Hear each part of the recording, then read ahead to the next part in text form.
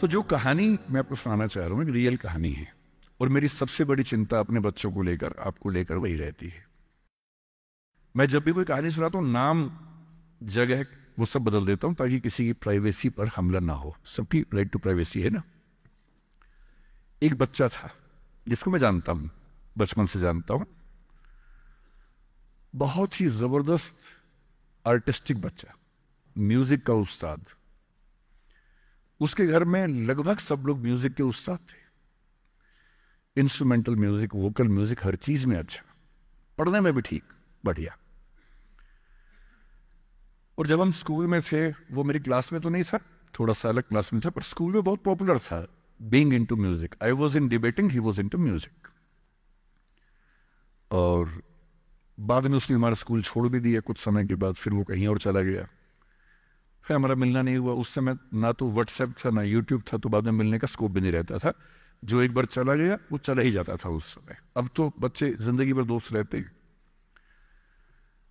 फिर जब मैं दिल्ली यूनिवर्सिटी में आ गया, ग्रेजुएशन कर चुका था, उसके बाद अचानक मुझे एक बचपन का दोस्त मिला जिसने मुझे एक इंटरेस्टिंग क्या, डेवास्टेटिंग बात बताई।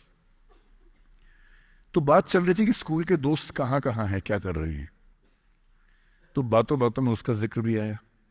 तो मैंने बड़ी उम्मीद से पूछा, मैंने कहा वो तो बॉम्बे चला गया होगा, फिल्म इंडस्ट्री में चला गया होगा। तो मेरे दोस्त ने पूछा कि तुम्हें नहीं पता उसके बारे में? मैंने कहा नहीं। उसने कहा यार वो जेल में है,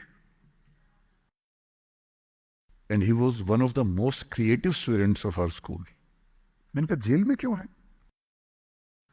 बोले सच में नहीं पता। मैंने कहा सच में नहीं पता मुझे।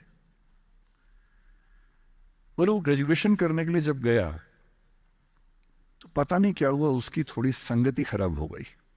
बैड कंपनी जिसको हम बोलते हैं, जो इस उम्र में अच्छी लगती है, वही वाली।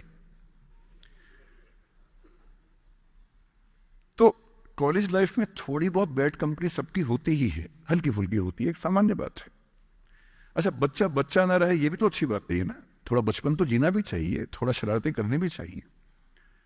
पर किसी किसी का दुर्भाग्य होता है कि ज्यादा हो जाता है, उसके साथ ऐसा हुआ। उस सब प्रोसेस में उसको ड्रग्स की आदत लग गई। और ड्रग्स एक ऐसी चीज है, एडिक्शन ऐसी चीज है कि उसमें वन वे रास्ता होता है, टू वे नहीं होता है। आप जा सकते हैं, वापस नहीं आ सकते। मतलब 1000 लोग जाएंगे तो उनमें से एक आध वापस आएगा, वो भी इतने मुश्किलों से जो ऑलमोस्ट इम्पॉसिबल है। I have seen many such cases. Social welfare department से मेरे कई दोस्त ऑफिसर से, तो मैं उनसे जब पूछता हूँ, बताते हैं मैंने ऐसे लोगों को देखा है 10-10 साल से स्ट्रगल कर रहे हैं एडिक्शन से बाहर आने की, नहीं आ पा रहे, खत्म हो गए हैं। उस बच्चे को ड्रग्स की आदत पड़ गई कॉलेज में जाके, पेरेंट्स को पता ही नहीं था। तो जब पेरेंट्स को भनक लगी तो उसको दबाव बनाया कि तुम घर आ जाओ। अब वो जिस कंपनी में था, दोस्तों वाली कंपनी में, वहां अब ड्रग्स तो बहुत महंगे होते थे, पैसे घर से बहुत कम आते थे, जितने पैसे एक मिडिल क्लास फैमिली दे सकती है। अब वो घर से ज्यादा पैसे मांगने लगा, पैसे मिलते नहीं थे। उसको अपने ही घर के लोगों पर गुस्सा आने लगा। तो एक बार वो अपने घर आया हुआ था छुट्टियों में, और वहां भी वो कुछ कुछ करता रहता था। उसके पेरेंट्स ने उसको बहुत समझाया कि बेटा ऐसा मत करो। और एक दिन इस बात पे झगड़ा बढ़ गया। भाई आप पेरेंट्स की चिंता समझेंगे आज से 30 साल बाद, जब आपके बच्चे इस एज में होंगे ना, आपकी नानी मर जाएगी उस समय। नानी मरना एक मुहावरा है, इससे मतलब बहुत चिंता में रहेंगे उस समय आप। और उस दिन पता नहीं क्या हुआ, एक झगड़ा हुआ, क्योंकि जो एडिक्शन के शिकार हैं उनका दिमाग उनके कंट्रोल में नहीं होता है। यहां तक कि जो ड्रिंक करते हैं, ड्रिंक एक लेवल से ज्यादा कर लें तो दिमाग कंट्रोल से बाहर निकलने लगता है। ड्रग्स में तो ये एलिमेंट बहुत ज्यादा होता है। और आधी रात को उसने क्या किया, उसने अपनी फैमिली के 5 लोगों का मर्डर कर दिया। मर्डर। उसने खाने में जहर मिलाया, लगभग सब लोग उससे मर गए। एक मेंबर नहीं मरा क्योंकि उसने खाना खाया नहीं उस दिन, तो उसको उसने अलग से मारा।